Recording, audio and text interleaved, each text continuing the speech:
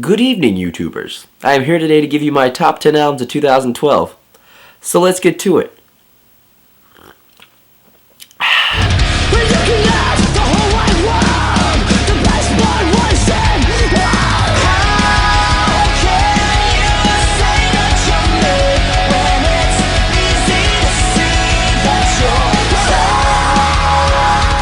So as I sit here enjoying my nice cup of tea, I'm going to give you my top 10 favorite albums of 2012. Now, I'm going to say first off, this is just for my basis of what I think was, great production, a great album overall, and just a great effort, instrumentally, vocally, whatever. I'll get into detail.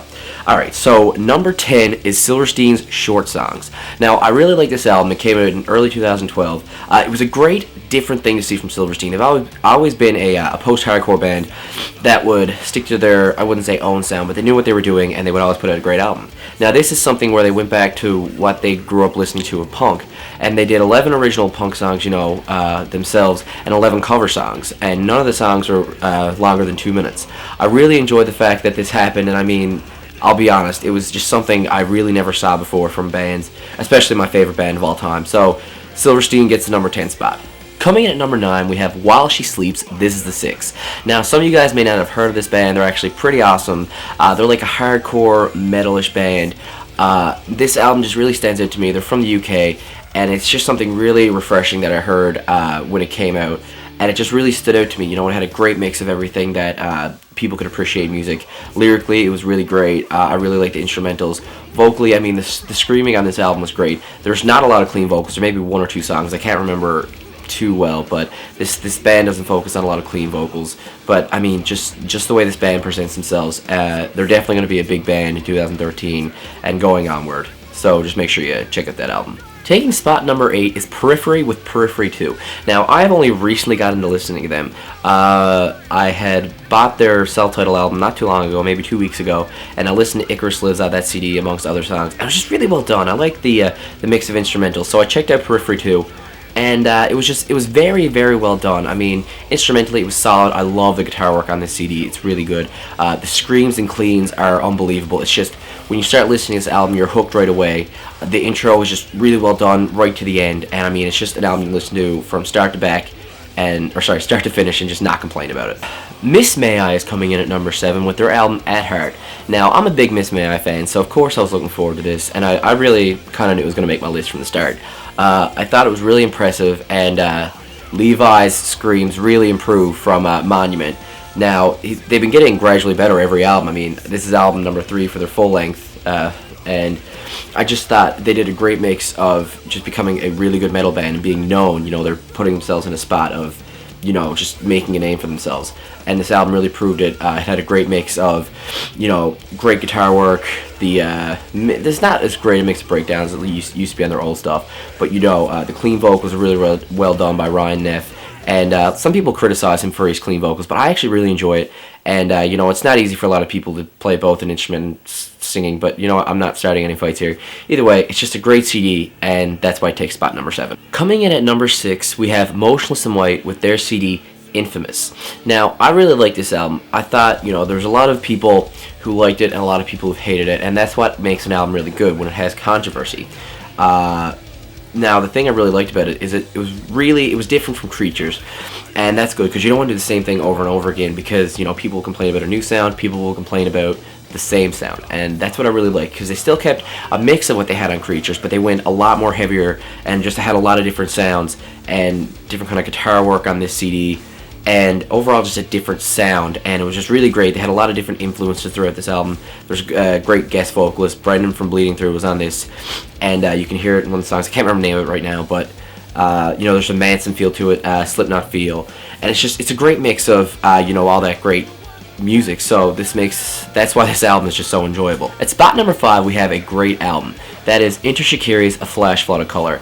Now, this came out earlier the year, and it was just such an impressive album. I mean, they stepped up their game from Common Dreads. I mean, Common Dreads was okay, but Flash Flood of Color was up here. Like, it surpassed that album so much. It has such a variety of everything. I mean, the synth tech sound they put on their albums, that was on so much, and it was so catchy. I'm not going to say his name wrong. I can't say it, forgive me, but you know, the lead vocalist, he just did a great job. The clean vocal was really well done. In some parts where he does that little quiet singing thing, it was really well done. He's screaming, it was really good, and you could feel the emotion on this album. It was all over the place, and I mean that in a good way. There was no limitations on this album, hence why it's getting a spot at number 5. Getting down there now to the bottom, we're at number 4, and taking this spot is Memphis May Fire with their album Challenger. Now, Memphis May Fire is one of my favorite bands. This is not biased by any means. This album was just really great. I thought it was really impressive, and you know, it was a huge step up from the Hollow. They used to have a great southern kind of sound to them, which they got away from, of course. You know, doing the Hollow, you don't really hear that at all. And on this, you get to hear it just a slight bit. But they stepped up their game majorly, and this album just has everything a lover of metalcore or music in general for me, you know, if you like this kind of stuff, you can listen to and just find it just really great. I mean, you know, the breakdowns were really good. Matty Mullen's cleans and screams were just off the charts, just amazing. Lyrically, this album is great, has a lot of great meanings, and you know, the lyrics have a lot of feeling behind them. And you know, guest spots, Kellen Quinn and Danny Warsnopper on this album both did really well. And you know, him and Kellen actually did a slower song, which I never really got to see from Memphis May Fire before. So it was just really, really great to see, and that's why this album. At number 3, we have The Chariot with their album One Wing. Now, this album just kind of caught me from left field, and I mean, I never really got to listen to the band, but I heard this and I was just like, holy crap! How did I not listen to this band sooner? And I know Long Live came out last year or the year before, and people told me to check it out, but I didn't. And like One Wing was just like, holy crap! I just thought it was so great.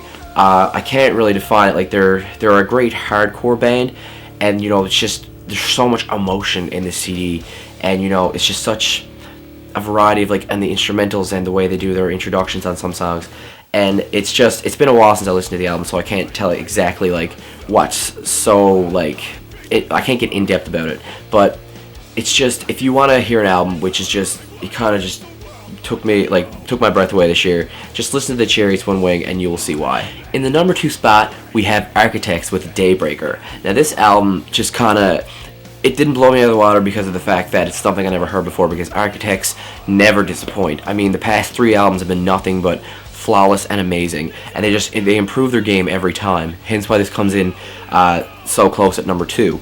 It just, there's so much greatness about this album. I mean, I can't explain it, but Sam Carter's vocals on this, you know, it's what I like about singers, you know, when they're doing the screams, you can feel a lot of emotion, and especially from this album and Sam Carter, you just feel it, you know, whether it's the clean or scream vocals, they're just so well done. And instrumentally, this album just was kind of different for me. You know, it had a much different feel to it than their last album, The Here and the Now, but it's just, I don't know, they stepped up their game a lot, and, you know, this album is just really great. And coming in at number 1, drum roll. That was a terrible drum roll. We have The Ghost Inside's Get What You Give. Now, a lot of people will probably pick this album, and I pick it for one reason. That's because this album is perfect. Now, if you're looking for a great hardcore band to listen to and you want to connect with, then this is the CD for you. This is the band, because lyrically, this album is amazing. Instrumentally, it's great and super catchy, and everything about it is just perfect. There's a lot of great songs on it. Like, I've been listening to Engine 45 like on repeat for days now, just like getting ready for this video, and it's just a great song in general. And not to say, you know, it's better than any other song, because every song on the album is amazing. So yes, it's just the emotion you get to feel in this album, and you know, the hard work that went into it. You can really hear it, and you know, it's just production wise, it's great. There's no flaws, nothing wrong with it, and again, perfect. Alright everyone, thank you very much for watching my top 10 albums of 2012. If you agree with anything I've said, you can hit that like button. And if you want to tell me your top 10, top 5, whatever your favorite albums this year, please go ahead and we can talk about some awesome albums down below. If you're wondering why I'm drinking tea, it's because I'm getting the flu. It's making me very sad and very sick, but this tea is quite delicious.